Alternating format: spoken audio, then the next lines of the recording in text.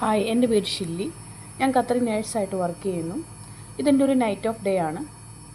Knight of കഴിഞ്ഞ് ഞാൻ കിടന്നുറങ്ങി എണീറ്റ്, നൈറ്റ് ഓഫ് എന്ന് പറഞ്ഞു കഴിഞ്ഞാൽ ഒരുപെട്ട ആൾക്കാർക്ക് അറിയാൻ തോന്നുന്നു, രാത്രി ഡ്യൂട്ടി കഴിഞ്ഞിട്ട് രാവിലെ നമുക്ക് ഓഫായിട്ട് കിട്ടും.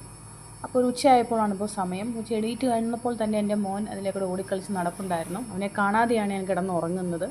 അപ്പോൾ തന്നെ എന്നെ കണ്ടപ്പോൾ അവന് ഭയങ്കര സന്തോഷവും കാര്യങ്ങളും ഉണ്ട്. അപ്പം ഒരു മൂവിയൊക്കെ വെച്ചിട്ടുണ്ടായിരുന്നു.